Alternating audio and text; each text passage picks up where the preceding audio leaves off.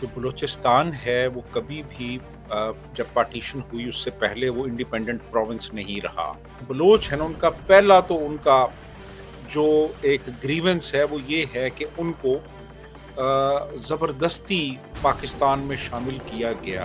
तो यहाँ पे मिलिट्री एक्शन करके ये इन पूरे इन चारों को, कल्लात को और बाकी जो थी मकरान, खारान और लसबेला, इनको मिलिट्री एक्शन के ज़रिए पाकिस्तान में शामिल किया गया। और कहा यह जाता है कि जो खान ऑफ कल्लात है उसको कराची ले जाया गया और वहाँ पे उसको गन पॉइंट के ऊपर कहा गया कि एक्सेशन लेटर के ऊपर साइन करो, तो उसने साइन किया। तो फिर क्या हुआ कि ये जो बलूचिस्तान था, जो नेटिव बलूचिस्तान था, इसको शामिल कर लिया गया पाकिस्तान में। तो एक तो जो ताकत का इस्तेमाल है वो किया जाता रहा है बलोचों के खिलाफ। रिच इन रिसोर्सेज है ये एरिया, यहाँ पे कॉपर है, यहाँ पे गोल्ड है, तो वो उनसे जो फायदा है वो पाकिस्तान के दूसरे सूबे उठा रहे हैं और उनके यहाँ जो है वो गुर्बत है। जय हिंद, नमस्कार। मैं अमर जैदी स्वागत करती हूँ आप सबका एक बार फिर से हमारे आज के कार्यक्रम में। पिछले दिनों आपने सुना कि पाकिस्तान में किस तरह से बलूचिस्तान के अंदर बीएलए द्वारा जाफर एक्सप्रेस को हाईजैक कर लिया गया। बीएलए ने पूरी की पूरी ट्रेन हाईजैक कर डाली। अब तक तो हमने सुना था कि प्लेन हाईजैक्स हुए, लेकिन पूरी की पूरी ट्रेन जिसमें 500 से ज्यादा लोग सवार थे उनको बीएलए ने हाईजैक कर लिया। और उसके बाद पूरी ही दुनिया में ये बहुत बड़ी न्यूज बनी, इस पे काफी चर्चा हो रही है। बलूचिस्तान को लेकर बहुत सारे लोगों की बहुत कम जानकारी है कि आखिर बलूचिस्तान के लोगों का या पूरे बलूचिस्तान को लेकर पाकिस्तान सरकार से जो कॉन्फ्लिक्ट है, जो मुतालबात हैं, वो क्या है और कैसे सिचुएशन यहाँ तक पहुंची कि बीएलए ने पूरी की पूरी ट्रेन हाईजैक कर डाली। इस पूरे मामले को समझेंगे कि आखिर क्या-क्या सवालात हैं, क्या मुतालबात हैं और किस तरह से ये सिचुएशन बनी। और इस इन सब पूरे सवालों पर जवाब देने के लिए मेरे साथ मौजूद हैं वसीम अल्ताफ साहब। बहुत-बहुत स्वागत है आपका वसीम साहब, नमस्कार। जी, बहुत शुक्रिया जी, आपने इनवाइट किया मुझे। जी, आपका बहुत शुक्रिया कि आप इस मुद्दे पर हमारे साथ चर्चा के लिए जुड़े हैं। वसीम साहब, बलूचिस्तान को लेकर जो आम लोग हैं, उनकी बहुत कम जानकारी है कि आखिर क्या मसला है बलूचिस्तान और पाकिस्तान सरकार के बीच में? क्यों ऐसी स्थिति या इस तरह की सिचुएशन डेवलप हो गई कि ट्रेन हाईजैक कर डाली बलूच लिबरेशन आर्मी ने? और अब सूरत-ए-हाल ये हो गई है कि पाकिस्तान सरकार की तरफ से भी अलग-अलग बयानात आ रहे हैं, जिसमें भारत सरकार को भी ज़िम्मेदार ठहराया जा रहा है, लेकिन वो बातें अलग है। मैं आपको आपसे फ़िलहाल ये समझना चाहूँगी कि आखिर ये कॉन्फ्लिक्ट कैसे बना? किस तरह से इसकी शुरुआत हुई? क्योंकि बलूचों के तो बहुत सारे सवाल हैं। मैं इस कॉन्फ्लिक्ट की शुरुआत कैसे हुई वो आपसे सबसे पहले समझना चाहूँगी, फिर आगे हम देखिए इस मसले पर बढ़ेंगे। देखिए, बात ये है कि जो बलूचिस्तान है वो कभी भी जब पार्टीशन हुई उससे पहले वो इंडिपेंडेंट प्रोविंस नहीं रहा। बलूचिस्तान जो है, बलूचिस्तान का जो 25% एरिया है वो नॉर्थ की तरफ है, टुवर्ड्स नॉर्थ ऑफ बलूचिस्तान। और तकरीबन 75% एरिया जो है वो एरिया है जहाँ पे बलोच हैं और जहाँ पे प्राइमरीली ये इंसर्जेंसी हो रही है इस वक्त। वो 75% एरिया, 25% एरिया वो है जो नॉर्थ की तरफ है। और वो एरिया जो है इट कंप्राइजेज क्वेटा, बोलान पास, नोशकी और नसीराबाद, यानी ये नॉर्थ का एरिया। तकरीबन समझ लें कि 25% ये एरिया है। और बाकी जो एरिया है 75%, वो एरिया वो है जिसमें कि ज़्यादा बलोच रहते हैं। और ये इसमें ज़्यादा वही इलाके हैं जहाँ बलोच रहते हैं, मसलन कल्लात है और मकरान है और इसमें लसबेला है। और ये सारे एरियाज़ जो हैं यहाँ पे इस वक्त इंसर्जेंसी चल रही है। हुँ। अच्छा, बात ये है कि जो बलोच है ना, उनका पहला तो उनका जो एक ग्रीवेंस है वो ये है कि उनको ज़बरदस्ती पाकिस्तान में शामिल किया गया। यानी ताकत का इस्तेमाल करके बलोचों को शामिल किया गया, जबकि इनिशियली उनको ये श्योरिटी दी गई थी कि उनको एक इंडिपेंडेंट स्टेटस दिया जाएगा। और उनकी जो इंडिपेंडेंट हैसियत है, जिसमें कि खान ऑफ कल्लात जो था वो एक उनका लीडर था और बाकी जो मकरान और खारान और लसबेला के जो हुक्मरान थे ना, वो उसके एक तरीके से समझ लें कि उसकी उस रियासत के साथ जो रियासत कल्लात है, वो हुँ, उसकी सबॉर्डिनेशन में उसके साथ जुड़े हुए थे।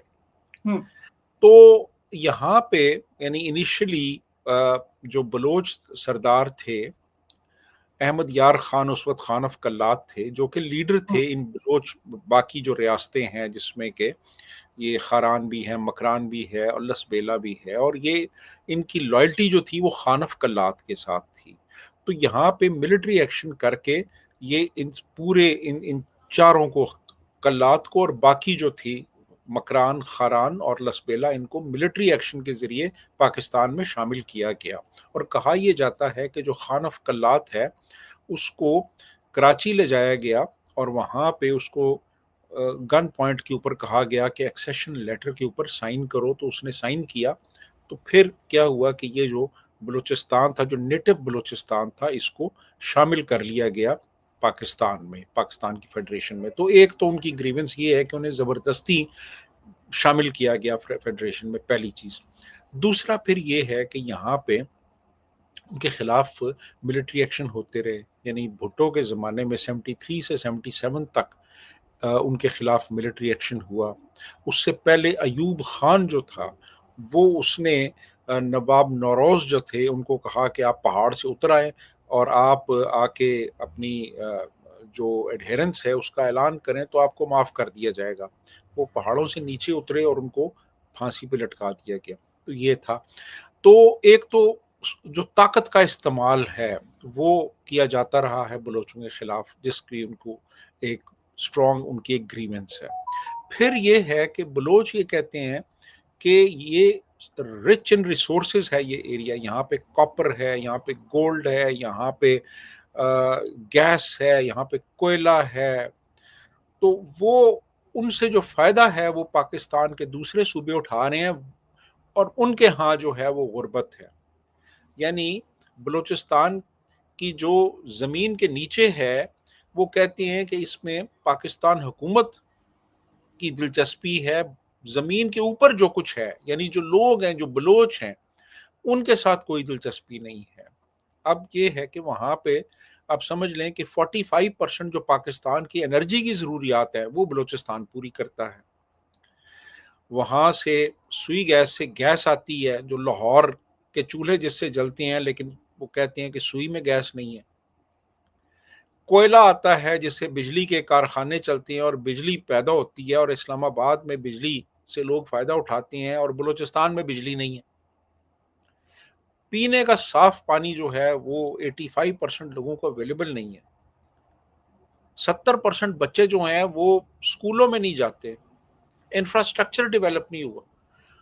तो ये उनके ग्रीवेंसेस हैं। फिर सीपैक बन रही है जिससे पाकिस्तान वो कहते हैं फ़ायदा उठाएगा, चीन फ़ायदा उठाएगा, लेकिन बलोचों को कोई फ़ायदा नहीं होगा। ये उनका ग्रीवेंस। उनका जो कल्चर है, उनकी जो आइडेंटिटी है, उसको क्रश किया गया, ये उनका ग्रीवेंस। वहाँ पे ह्यूमन राइट्स की वायलेशंस हो रही हैं, लोगों को उठाया जा रहा है, गायब किया जा रहा है, मारा जा रहा है, ये उनका ग्रीवेंस है, और कोई उनकी बात सुनने को तैयार नहीं है। जिन लोगों को वहाँ पे इस वक़्त हुक्मरान बनाया गया है, बलूचिस्तान में, जो लीडर्स हैं, वो लीडर जेन्युइन लीडर नहीं है वो। वो कहते हैं जी कि ये लोग वो हैं कि जो अ, ताकतवर हलकों के साथ मिले हुए हैं, उनके टाउट्स हैं, और उनको वहाँ पे लीडर बना के बिठा दिया गया है, और हमारी जो जेन्युइन लीडरशिप है, वो मौजूद ही नहीं है यहाँ पे। तो ये बहुत सारे उनके ग्रीवेंसेस हैं, हिस्टोरिकल भी उसमें हैं, उसमें फिर ये जो अभी मैंने आपको चीज़ें बताई हैं, ये भी हैं। तो ये सारे मिल-जुल के एक बहुत बड़ा उनके लिए बलोच जो हैं, ये इनका बहुत एक रियासत की तरफ इनके यानी इनकी शिकायत हैं, इनके ग्रीवेंसेस हैं, इनके दुःख हैं, इनकी बहुत से ऐसे ऐसे मसाइल हैं जो कि हल तलब हैं। जी, अंबर। जी, बिल्कुल, वसीम साहब आपने पूरे जो पिछले 77 सालों का जो पूरा था वो आपने काफ़ी कम समय में बता दिया। और अब सवाल ये है कि इतने दिनों का जो दुःख है, जो बलोचों ने झेला, उनके रिसोर्सेज़ की बात हो, जबरन उन पे हम कब्ज़ा करने की बात हो, चलिए कब्ज़ा तो छोड़िए, फिर उसके बाद आपने उनके साथ किया क्या? आपने उनको मेन स्ट्रीम से नहीं जोड़ा, वहाँ पे कोई डेवलपमेंट नहीं किया, उनके लिए कुछ किया नहीं, उनके रिसोर्सेज़ तो किए, फिर अब उसके बाद जब उनकी शिकायतें यहाँ तक पहुँच गई हैं, वो रिटेलिएट कर रहे हैं, तो आप उसका इल्ज़ाम भी अब जिस तरह से इस पूरे मसले को टैकल स्टार्टिंग से किया गया, एक तो मेन स्ट्रीम से उनको जोड़ा नहीं गया। दूसरा, अब वो जब रिएक्शनरी मोड में हैं, तो उसका भी इल्ज़ाम अफ़गानिस्तान और भारत पे लगा रहे हैं। आपको नहीं लग रहा कि पूरे इस टाइम में जो पाकिस्तान है, उसकी लीडरशिप ने बहुत इनसेंसिटिव तरीके से इन सारे मसलों को हैंडल किया है, ना सिर्फ बलूचिस्तान बल्कि सिंधियों की भी सेम शिकायतें हैं कि हमारे रिसोर्सेज़ को इस्तेमाल करते हैं, हमारे लिए कुछ नहीं करते। तो ये किस तरह की पॉलिसी है कि आप सिंध हो, बलूचिस्तान हो, रिसोर्सेज़ का तो इस्तेमाल करते हैं, लेकिन वहाँ के लोगों की आपको कोई फ़िक्र नहीं है। ऐसा क्यों रहा है पाकिस्तान की पॉलिसी में? देखिए, ये हमारे जो छोटे सूबे हैं ना, उनके काफ़ी ग्रीवेंसेस हैं। इसी किस्म के ग्रीवेंसेस जो थे वो मशरकी पाकिस्तान के लोगों के भी थे। और फिर वो काफ़ी ज़्यादा वो जब तंग आए तो फिर आपको पता है कि उन्होंने एक तरह से रियासत के ख़िलाफ़ हो गए वो, और फिर अल्टीमेटली उन्होंने आज़ादी का ऐलान कर दिया, और फिर वो एक बाकायदा मिलिट्री एक्शन हुआ उनके ख़िलाफ़, और वो लड़े और फिर वो आज़ाद हो गए। जी, बांग्लादेश बन गया ईस्ट पाकिस्तान से। तो जी। इसी किस्म के ग्रीवेंसेस जो हैं वो हमारे दूसरे सूबों के लोगों के भी हैं, हुँ, यानी सिंधियों के भी हैं, ये पख्तूनों के भी हैं, बलोचों के भी हैं। तो मेरा ख़्याल ये है कि फेडरेशन जो होती है ना वो अपने जो कॉन्स्टिट्यूएंट पार्ट्स हैं, जो यूनिट्स हैं, उन्हीं से मिलकर बनती है। और वहाँ पे फ़ोकस करने की ज़रूरत है हुँ। कि लोगों की, ज़ाहिर है, एक अपनी एक आइडेंटिटी है, अपना कल्चर है, अपनी लैंग्वेज है, और ये चीज़ें जो हैं ये बहुत पुरानी हैं। गौस बख्श बज़ंजो यही कहते थे कि हम बलोच हज़ारों साल से हैं। हम पाकिस्तानी तो सिर्फ़ अभी हमें ये 60-70 साल हुए बने हुए, उससे पहले तो हम बलोच थे ना, हमारी ज़ुबान हुँ, थी और हमारा कल्चर था, हमारे अपने रसूम और रिवाज थे, अपनी तहज़ीब थी। तो ये चीज़ें तो हज़ारों साल से एग्ज़िस्ट कर रही थीं। फिर आपने हमें पाकिस्तानी बनाया, लेकिन मज़हब की बुनियाद पे, लेकिन हमारे जो हुकूक थे, वो हमें नहीं दिए, और हमारी एक्सप्लॉयटेशन हुई और हो रही है। तो वो इस बिना पे वो फिर उनमें जो एक्सट्रीमिस्ट एलिमेंट्स थे, जो वो फिर मिलिटेंसी की तरफ चले गए, और ये जो अभी एक्शन हुआ है इसमें भी वही एलिमेंट्स शामिल हैं, जो कि बहुत ज़्यादा नाला हैं रियासत से और रियासत की पॉलिसियों से। तो अब बात ये है कि हमारी जो इस वक्त मुक़तदरा है, यानी जो ताकतें हैं इस वक्त जो हुक्मरानी कर रही हैं इस मुल्क पे और बलूचिस्तान पे, उनको थोड़ा-सा, यानी इस हवाले से भी देखना चाहिए कि उनके जो ग्रीवेंसेस हैं, जो उनकी शिकायत हैं, वो किस हद तक जायज़ हैं और उनको किस तरीके से एड्रेस किया जा सकता है। क्योंकि हर चीज़ जो है उसका हल जो है वो ताकत का इस्तेमाल नहीं है। तो बहुत इस वक़्त ज़रूरत है कि हम देखें, ये बहुत ही एक कॉम्प्लेक्स इश्यू है, मल्टी डायमेंशनल इश्यू है, तो इसको हर एंगल से देखने की ज़रूरत है, ताकि इसका कोई पायदार हल निकाला जा सके। महज़ दूसरों पे इल्ज़ाम थोपने से मसला हल नहीं होगा। महज़ ये कहने से कि इसमें अफ़गानिस्तान इन्वॉल्व्ड है, इंडिया इन्वॉल्व्ड है, उससे आप बरी-ज़िम्मा नहीं हो सकते। आपको अपनी रिस्पॉन्सिबिलिटीज़ भी एक्सेप्ट करनी चाहिए। आप का जो किरदार रहा है, ये जो कुछ आप करते रहे हैं या इस वक़्त जो आपकी पॉलिसीज़ हैं, उनको भी रिव्यू करने की ज़रूरत है। तो तभी ये मसला हल होगा, अदरवाइज़ ये मसला मज़ीद गंभीर और मज़ीद पेचीदा हो जाएगा। जी, अंबर। जी, जी, बिल्कुल, वो होता ही जा रहा है। जिस तरह से पाकिस्तान सरकार ने रिएक्ट किया है और इसको बिल्कुल सेंसिटिव तरीके से नहीं इसको लिया और जिस तरह से इल्ज़ाम तराशी की है, इधर-उधर फेंका है, तो उससे नज़र आता है कि जबकि पास्ट में उनके पास एग्ज़ाम्पल है बांग्लादेश का, उसके बावजूद बहुत ही इनसेंसिटिव वे अपनाया जाता है बार-बार। हमारे पास कश्मीर का एग्ज़ाम्पल है, कश्मीर में भी कभी एंटी इंडिया सेंटिमेंट्स हुआ करते थे। भारत सरकार ने वहाँ पर डेवलपमेंट इतना ज़्यादा किया, उनको मेन स्ट्रीम से जोड़ा, स्टूडेंट्स के लिए अलग-अलग स्कीम्स निकाली, उनको पढ़ने में, स्पोर्ट्स में, हर चीज़ में आगे बढ़ाया। आज कश्मीर एक बड़ा एग्ज़ाम्पल है, वहाँ पर इतना ज़्यादा डेवलपमेंट है कि आप किसी भी आम कश्मीर से जाके बात करेंगे, टूरिज़्म हो, रोज़गार हो, हर चीज़ बहुत अच्छे से करी। तो एक पॉलिसी होती है कि आप उनको पावर हर जगह इस्तेमाल नहीं होती, हर जगह आप गन निकाल कर ये लोगों को उठाकर जबरन अपनी तरफ नहीं कर सकते। तो जो लोगों की ज़रूरियात है, उन पे अगर आप काम करें, डेवलपमेंट करें, तो अपने आप चीज़ें बदल जाती हैं। लेकिन हम इस पूरे मामले पर वापस आते हैं। बलूचों का बहुत बड़ा एक जो सवाल है, वो ये भी है, जो एन्फोर्स्ड डिसअपीयरेंसेस हैं, उसको लेकर वो सवाल खड़े करते हैं। कहते हैं कि हमें नहीं बताया जाता और जो हमारी माँ-बहनों के साथ ज़ुल्म-ज़्यादती की जाती है, उस पे कोई जवाबदेही नहीं है। हम जब कहते हैं कि आप बताइए कि लोग कहाँ हैं, उनको कहाँ रखा गया है, वो ज़िंदा हैं, मर गए हैं। तो वो जो ज़ुल्म-ज़्यादती उनके साथ हुई, ये बातें इंटरनेशनल फ़ोरम में उठ रही हैं और ह्यूमन राइट वायलेशन को लेकर भी जो ताज़ा-तरीन आज ही का अपडेट है, उसमें बताया गया है कि वहाँ पर बहुत बड़े लेवल पर ह्यूमन राइट वायलेशन हुआ है बलूचिस्तान के अंदर। अब उस वायलेशन का ज़िम्मेदार कौन है? अब उसकी ज़िम्मेदारी किस पे डाली जाए? देखिए, ये सवाल अभी एक प्रेस कॉन्फ्रेंस हुई थी वहाँ के चीफ मिनिस्टर की और हमारे डीजीआईएसपीआर की मुश्तरका एक हुँ, प्रेस कॉन्फ्रेंस थी, उसमें ये जी। सवाल किया गया। तो उन्होंने इसका कोई मुनासिब जवाब नहीं दिया। उन्होंने कहा जी कि ये सेल्फ डिसअपीयरेंसेस हैं, ये एनफोर्स्ड डिसअपीयरेंसेस नहीं हैं। पहले तो उन्होंने ये कहा, फिर उन्होंने कहा जी ये तो हर जगह होता है, ये तो पूरी दुनिया में इस तरह होता है ये सारा।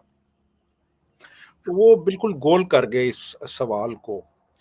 तो मेरा ख़्याल है कि ये बहरहाल ये जो इश्यू है, इसको एम्नेस्टी इंटरनेशनल के फ़ोरम पे भी उठाया गया है, इसको human rights commission of Pakistan ने भी उठाया हुआ है। यहाँ पे बाकायदा तौर पे एनफोर्स्ड डिसअपीयरेंसेस का एक कमीशन बना हुआ है। यानी अगर एनफोर्स्ड डिसअपीयरेंसेस नहीं है, तो फिर हुकूमत ने एक एनफोर्स्ड डिसअपीयरेंस का कमीशन क्यों बनाया हुआ है? ये पूछा जाना चाहिए उनसे, वो जो सीएम है, सो कॉल्ड। तो इश्यू तो है ये, बिल्कुल बहुत से बलोच जो हैं वो उनमें स्टूडेंट्स भी हैं, यंगस्टर्स हैं, वो उठाए गए हैं, वो कहाँ पे हैं, किधर हैं, किसकी तहवील में हैं, उन पे उनको अदालतों में क्यों नहीं पेश किया गया, उनके खिलाफ बाकायदा मुकदमे क्यों नहीं चलाए गए? वो यही कहते हैं जी कि अगर इन्होंने कोई जुर्म किया है तो इनको कानून के मुताबिक आप अ, सज़ा दें, कानून का वो जो ड्यू प्रोसेस ऑफ लॉ है उसको फ़ॉलो करें। अब किसी को उठा लेना, गायब कर देना, ये किसी कानून में नहीं लिखा हुआ ये। तो ये बिल्कुल एक बड़ा जेन्युइन एक मसला है बलूचों का और मेरा ख़्याल है कि हुकूमत को और जो हमारे ताकतवर हलके हैं, उनको इस पे गौर करना चाहिए और इस मसले का कोई हल निकालना चाहिए और बाकायदा अदालतों में उन्हें पेश करें। अगर उन्होंने वाक़ई एक जुर्म किया है, तो उस जुर्म की उन्हें कानून के मुताबिक सज़ा दें। लेकिन लोगों को गायब कर देना जो है, ये ये कोई भी कानून इसकी इजाज़त नहीं देता। जी, अंबर। बिल्कुल और अगर कोई गुनाह करता है तो उसका एक ड्यू प्रोसेस होता है कि आप उसको जुडिशियल प्रोसेस से गुज़ारें और जो भी सज़ाएँ बनती हैं वो सज़ा दें। लेकिन उनके मुतालबात और सवालात यही हैं कि पता ही नहीं है कि वो आखिर हैं कहाँ, ज़िंदा हैं, मर गए हैं, उनको किसकी कैद में रखा गया है, क्यों उनके ऊपर कोई कार्रवाई नहीं की जा रही है अगर उन्होंने कोई गुनाह किया है। लेकिन जैसे कि आपने बताया कि पूरी प्रेस कॉन्फ्रेंस के दौरान भी उन्होंने इस सवाल को गोल कर दिया, तो अब सवाल किसे किया जाए। और पूरी दुनिया में कहीं पे भी एनफोर्स्ड डिसअपीयरेंस को लेकर कोई भी कमीशन नहीं बनी हुई किसी भी देश में।